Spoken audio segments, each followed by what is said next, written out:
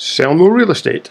How I made a $90,000 real estate commission by selling sausages. So there I am in this $1.5 million contemporary modern med-style villa with all the mod cons, including swimming pool, tropical gardens, the whole enchilada. This is the actual property.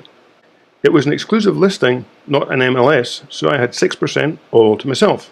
90,000 bucks. The couple I was showing the villa to was a strange mixture.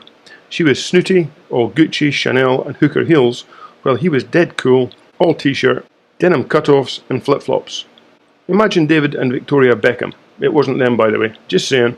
They'd been all around the house twice, and during the second tour he kinda lost interest and was poking away at his Facebook feed. Anything she said, his answer was, yeah, whatever. We got back to the kitchen for about the third time. It was becoming clear that, if she decided to buy the villa, he would simply go with the flow and say, yeah, whatever. But there was a stumbling block to overcome. She quite liked the kitchen, and it was huge, but she didn't like the colour of the cabinets, the work surfaces, and she had her heart set on an island right in the middle of the kitchen floor. But I had an ace up my sleeve. I had actually constructed the house about a year before. I had had discussions with the owner at the time, and his wife vehemently hated the idea of an island in the kitchen, despite my reassurances that an island is a very sought after and really powerful selling point. Hell, you know that, you're a real estate professional.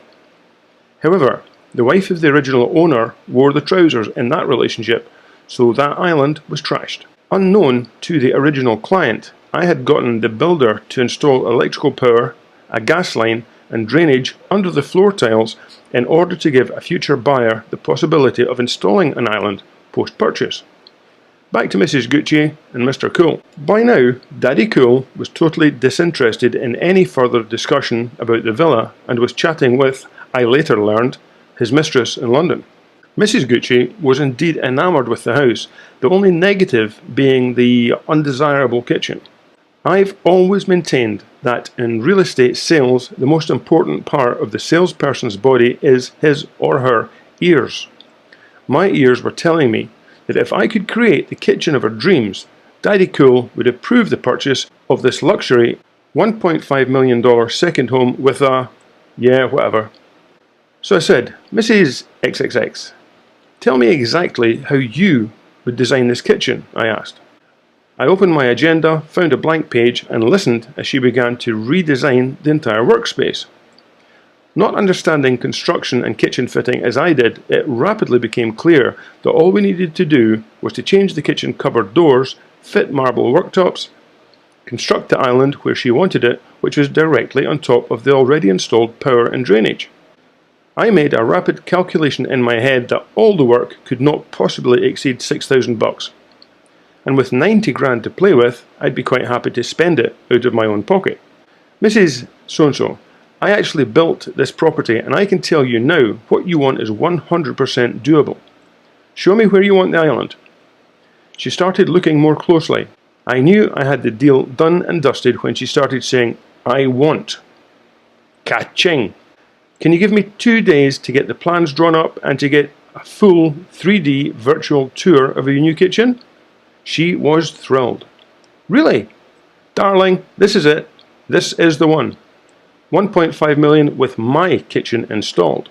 I want it. Yeah, whatever, he mumbled, tapping what I suppose were sexy messages to his girlfriend. No haggling, straight cash deal. Ka-ching. Big time. By the way, I made a further commission 1 year later when, as part of the divorce settlement, you guessed it, she got the villa. Double catching. I can imagine the judge summing up. Yeah, whatever. In the event, I didn't even have to pay for the kitchen modifications. The vendor was quite motivated and stumped up the 6 grand. I simply painted the picture in the woman's head of her dream kitchen.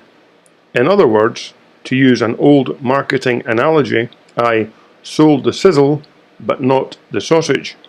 So the sausage, the villa in this case, sold itself. This is Norm MacLeod from sellmorerealestate.com.